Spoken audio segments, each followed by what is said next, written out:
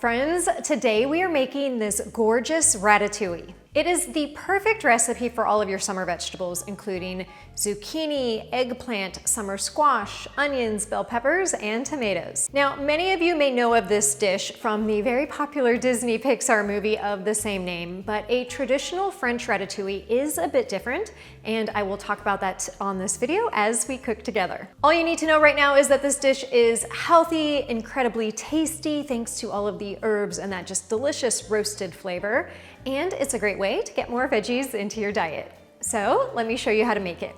To get started, you'll need to dice up half of an onion, grate 1 small carrot, and roughly dice 3 roasted red peppers. And this is all for the base sauce. Now, the version of ratatouille I'm making today is more similar to a French Tian that originates from Provence and Thomas Keller's confit byaldi that was used in the Disney movie Ratatouille. It's a bit more artistic and showy than a traditional ratatouille, simply due to the presentation and layering of the thinly sliced vegetables. A traditional ratatouille, on the other hand, uses similar vegetables, but they're just diced, sautéed, and simmered into an unfussy rustic stew that some call a peasant's vegetable stew. Both versions are delicious, and if you'd like to see me make the traditional version, let me know in the comments below. I'll also say that while roasting the bell peppers yourself may be more authentic, you know I'm all about saving time in the kitchen, so I'm using jarred red peppers today. Heat about 2 tablespoons of olive oil in an oven-safe 12-inch pan over medium-high heat. Add the onion and carrot and sauté that for 4 to 5 minutes until it's softened, then mince 4 garlic cloves into the pan and stir that for another minute. Add 1 14.5-ounce can of crushed tomatoes, and while I'm using plain crushed tomatoes today, you could also use fire-roasted tomatoes if you like an extra smoky flavor. Add the chopped red peppers, 2 teaspoons of herbes de Provence, and if you don't have herbes de Provence, just use a mix of dried thyme, basil, and oregano instead. Then 1.5 teaspoons of kosher salt and half a teaspoon of black pepper. Though watch if your can of tomatoes already has salt added to it, because mine does not, and you don't want it overly salty. Give that a stir, reduce the heat to low, then cover the pan and simmer it for about 10 minutes while you're slicing up all of the vegetables. Now, in a perfect world, all of the veggies would be about the same thickness to make our lives easier, but that's not often the case, especially when it comes to eggplant. You can definitely use a regular thick eggplant, and I'll show you that in a second, but if you can find a Chinese or Japanese eggplant, that will be more similar in size to the zucchini, and you'll need just 1 of those. Use a mandolin to thinly slice the eggplant, and I'm using the second thinnest setting on my mandolin, but depending on the settings on yours, it may be different. And once that's done, just set it aside. Now, if you were to use a regular eggplant, you can see that the rounds are far bigger, which would make the layering a bit wonky. But the easy fix to that is just to slice those extra large rounds into quarters. Then each quarter is about the same size as a smaller round of eggplant or zucchini. And speaking of zucchini, that's our next veggie to slice up, and you'll need 2 medium-sized zucchini. I should also add that if you don't have a mandolin, you can of course use a knife to slice up the veggies as well. It just takes a bit more time, but either method works. Moving on to the next veggie, you'll need 1 yellow summer squash because this dish is all about that vibrant color. Summer squash also tend to be a bit bulby, so if you need to slice some of those larger rounds into halves or quarters to better match the size of everything else, go ahead and do that. And then the last veggies to slice up are about 5 Roma tomatoes. And always make sure to be careful of your little fingers when these veggies get towards the end because a mandolin is super sharp. But look at this beautiful assortment of vibrant fresh vegetables. So let's head back to the stove for a second and blend up our base piperade sauce. You can do that by transferring the ingredients from the pan to a blender or by transferring them to a large jar or container and using an immersion blender. When I tested this recipe, I tried blending straight in the pan, but ended up splattering too much everywhere, so don't make the same mistake I did. This 4-cup measuring cup is much better, and once that is lightly blended, add it back to the pan. Now, pro tip, if you want a cleaner edge on your pan, which I admittedly forgot to do while filming, go ahead and clean the edge of splatter before moving on to the next step. And now comes the fun part, which is stacking and placing all of the sliced veggies.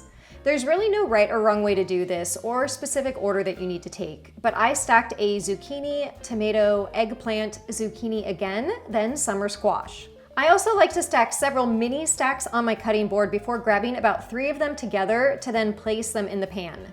And the depth of the sauce should help them stand upright fairly easily, but if they tilt over a bit, that's totally fine.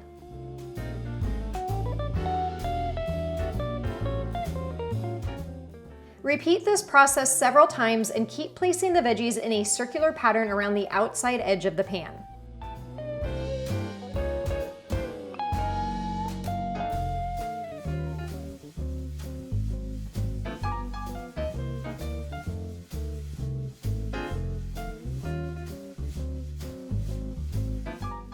Once that's done, you'll create another smaller circle on the inside, and then you're usually left with a little hole in the middle that you can fill with a stack of veggies.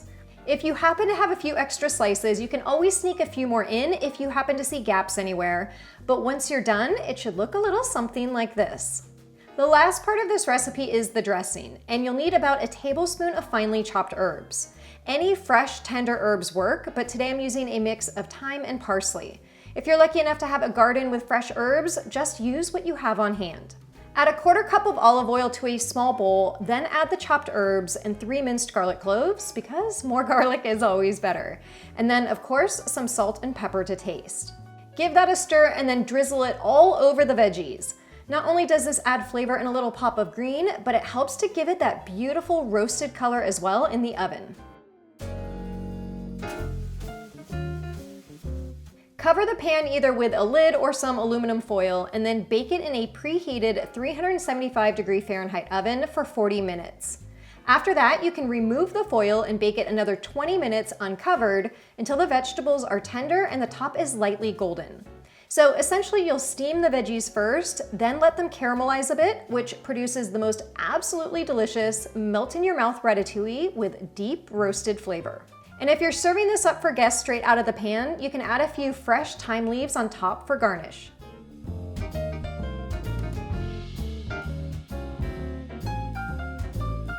Now, if you want to be extra fancy and try to serve it up Disney movie style, grab a ring mold or pastry cutter. You could even fold some aluminum foil over on itself and then loop it into a circle for a makeshift device. And this just helps with the stacking process. So fill that up with a bunch of veggies that are on end, then remove the device and hope to heck your veggies stay upright, and then place another small stack of veggies flat across the top. In the movie, they use a little chive across the top, but as I have fresh thyme on hand, I'll use that. And then add a drizzle of sauce around the edge for an extra fancy plating job, just like Remy's Ratatouille. All right, not gonna lie, I am very impressed with myself right now that this all stayed put. And the funny thing is this little metal circular thingamabobber, I think I'd had this for more than a decade, or probably 2 decades ago from when I was baking, and I probably had this for pastries. Hadn't used it in so long that when I moved recently, I was like, do I need this? Should I throw this away? As I was cleaning my kitchen, and I kept it for whatever reason. And now I think the reason was Ratatouille. And now I'm gonna have to destroy my beautiful mound to do my bite shot. So let's dig in.